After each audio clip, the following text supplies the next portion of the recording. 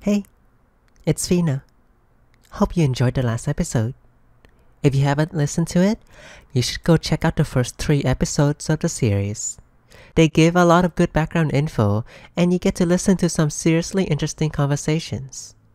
Today, we're going to talk to a CEO of the biggest subscription-based botting service in Final Fantasy XIV.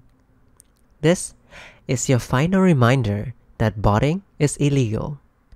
Do not bot in Final Fantasy XIV. You can get banned. There is swearing in this episode, so if you don't want to let your kids hear it, now's the time to swap to another episode of this podcast. If you're the kid, I'm not your mom, and I won't tell you what to do.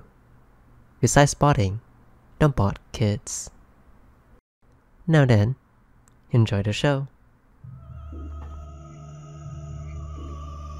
Let's do a quick recap. People bot in Final Fantasy XIV. You can bot your gathering and crafting. You can bot to level your classes. You can even bot your rotation in Savage.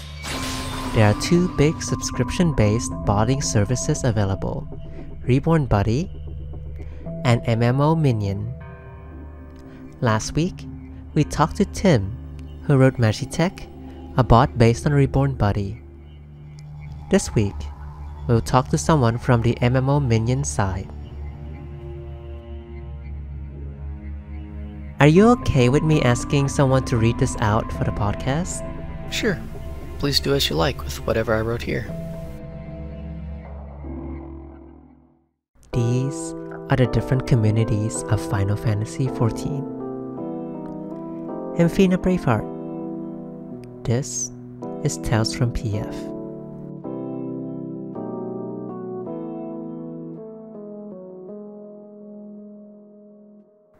The first thing I try to do when I learn about MMO Minion is to find the person behind it. Who's running the show? How are they doing it? I try to reach out to someone from the company who would be interested in talking to me in a bunch of different ways. I emailed customer support, I visited their Discord, I tried messaging a few engineers on LinkedIn who said they worked for the company. No dice. So I kinda gave up and I thought, you know what, I'll come back to it later. A week later, I got a response. Hello, Fina. Thanks for your email, and sorry for the super slow reply. I'd be happy to give you some answers to your questions, but and actually all our main issue, is sadly a huge lack of time. However, I'd be happy to give you some answers in Discord chat, where I can reply with some delay. Best regards, Stefan. And included is a Discord invite link. I was in. I excitedly started messaging him over the next few weeks or so. Since our conversation was via text, I've asked a friend who graciously agreed to voice Stefan so you guys can hear the interview. I guess my first question to you would be this. Is MMO Minion currently the biggest bot on the block for Final Fantasy XIV? From what I know, there is only Reborn Buddy, or what's left over of them, and us. So yes, Minion should be the largest there is. We have around 15 to 20 independent developers who fill all the coding and add-on needs for whatever makes sense to automate in Final Fantasy XIV. A rather interesting fact is, although there is for sure a part of our customers who purely bought for Gil with the goal to sell it afterwards, the majority of users simply want to make playing the game a little easier, from assist tools, be it visually or automating spell rotations, to reducing the grind on some things in the game. We regularly have people with handicaps who are quite happy that they can play the game normally thanks to our tools. Aww, that's a very wholesome fact.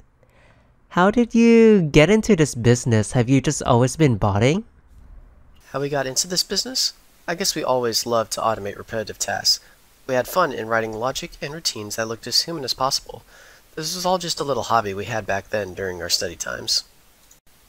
I think the first game was a very old one, Warhammer Online, a PvP-based online MMO. From there we went to Rift, yet another MMO, and then I think it started with Guild Wars 2, Elder Scrolls Online, and Final Fantasy XIV. The project slowly developed over the years, We always wanted to have something better than what was currently out there. Most users were always very unhappy with usability in general, super complicated purchases, licensing, updates to the systems, etc. What makes MMO Minion different from your competitors?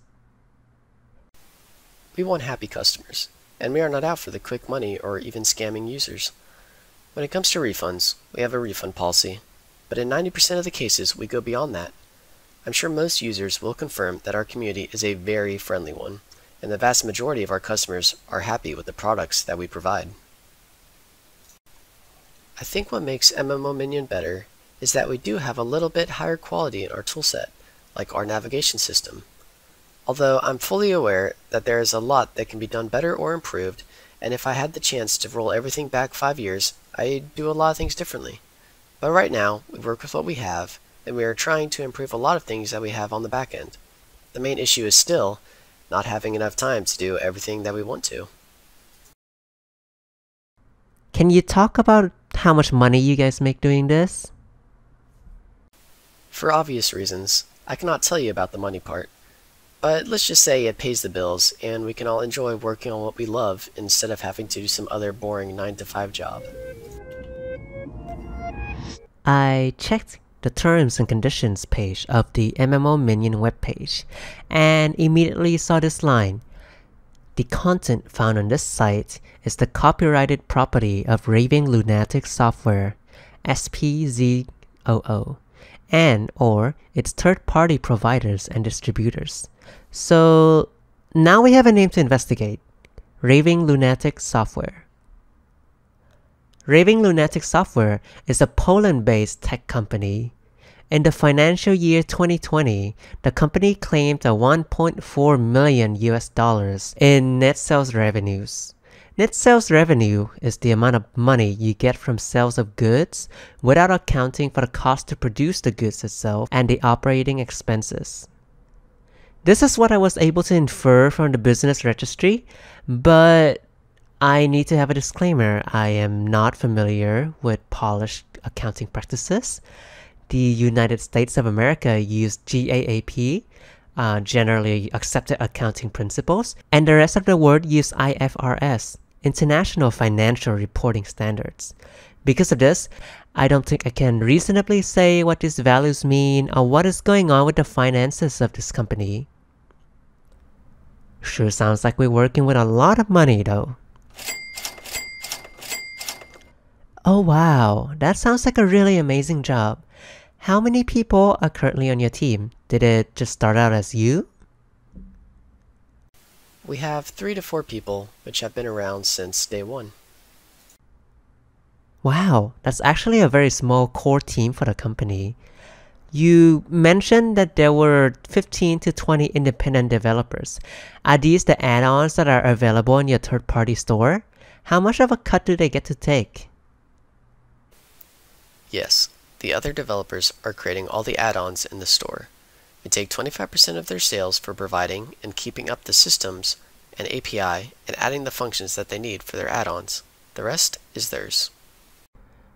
I'm not sure what the common cut for the botting industry is, because the other big company, Bossland, aka Reborn Buddy, does not support its third-party developers, and don't even allow for advertising on their official forums. Outside of the industry, we know that Steam takes a 30% cut, while Apple Store takes 30% from large companies and 15% cut from smaller companies.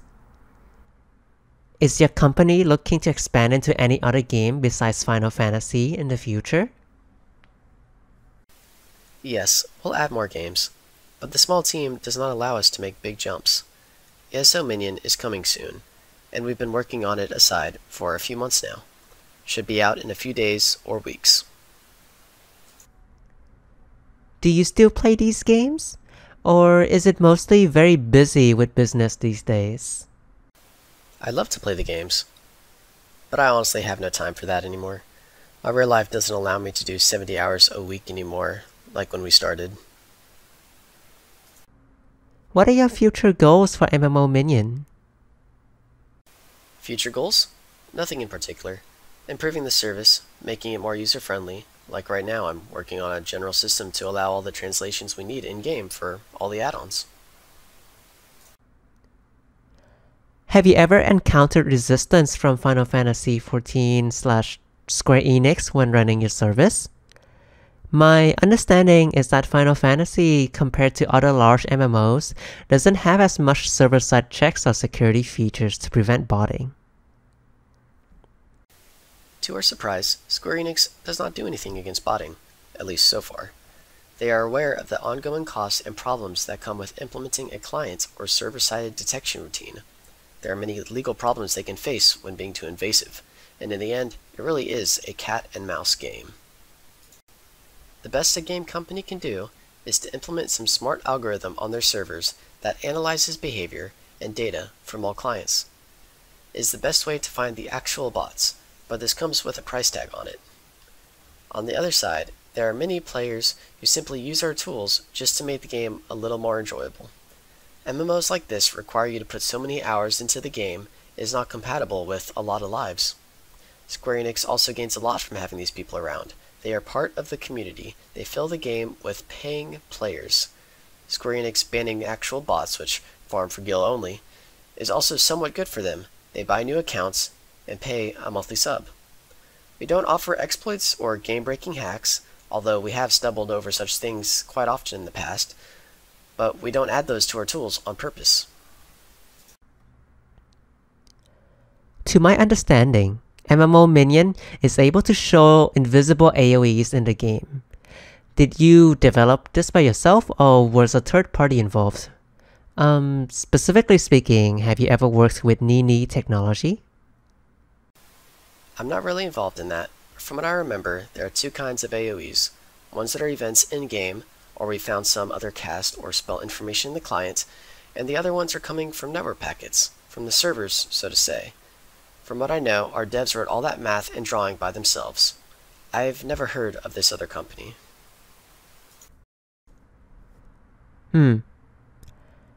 Personally, I feel like a mod that shows invisible AoEs is definitely a game-breaking hack. But maybe there are worse hacks out there than I thought. Showing invisible AoEs is a very powerful tool and will help someone who is doing harder content a whole lot, because you can now see what's coming and position yourself accordingly rather than having to learn by heart where the safe spot to stand is. Overall, this has been great to explore. I still don't think I would ever bot, because I think Final Fantasy XIV is a game that respects your time a lot. A lot of the grind is optional. In fact, you can almost argue that all the grinds are optional. Relic weapons, resistant weapons, mounts, titles. I don't need to do any of them to experience the story the way it's intended. And I don't need to do any of those content either for Savage or Ultimate. In that sense, I think I would end up really bored if I bought. There would be no sense of accomplishment at all, and I wouldn't enjoy the game as much as I would otherwise. I enjoy working on them whenever I have time, and the process of grinding together with friends or doing it alone while watching Netflix is a relaxing moment of the day that I look forward to. But I mean, that's my opinion. What do you guys think? Let me know in the comments how you feel about botting in Final Fantasy XIV. I like to think of botting or just cheaters being allowed to do what they do and get away with it, because botting is a form of cheating. Every cheater that gets away with something takes a little of the heart out of a game. It's like taking from the heartwood of a tree. If you do it over and over and over again, eventually the tree dies. It's the same with the game. If the game's integrity is ruined too much from too many people cheating, it ruins the integrity, the feel, the je ne sais quoi, the special sauce of a game gets ruined if too many people are being allowed to cheat. Sit there for a minute with a fucking macro and you get like 3 pots. It's like, holy shit, dude. And like that's gone in one pull. It's like, oh my god. Like I sat there like doing nothing for a minute in game to be gone in like one raid pull. We don't fucking craft. We're not sitting around like gathering. We're fucking raid logging. We log on, raid, use our pots, and then go off and play a League of Legends or something else, right? So if it's cheaper, it's better for us. Like botting's the way to go. I only got involved with this stuff truly just for fun. So just going through and being able to have something that you're doing just for fun, but then be able to see that impact on others and see how that can like lift them and enable them to go do something that they couldn't do before. Like, I mean, that's amazing. That's just a great feeling. Special thanks to Steph and Karsten for appearing in this episode, and for Mint Latte, who voiced him. This show is made by me, the player who can dodge invisible AoEs but run into the dead wall, Fina Braveheart. Music is provided by Eric Matthias at soundimage.org. This is the final episode of Season 1 for Tales from PF. Thank you so much for giving it a listen. If you've listened to all 4 of them, thank you so much. This was a really fun topic to explore and dive into, and it means a lot to me that you took the time out of your day to listen to the podcast. Thank you so much to all my friends who cheered me on and helped me out. I owe you guys a lot. If you enjoyed the show, show it to someone. Drop the name in UFC chat. Throw the link at your friends in the Discord and tell them to check it out. Leave me a review and a like. I would love to hear from you guys. You can find me on Twitter and Twitch at FinaBrave. Medic Also Medic is, and I quote, fucking invincible. See you in Season 2. Take care and have a safe journey.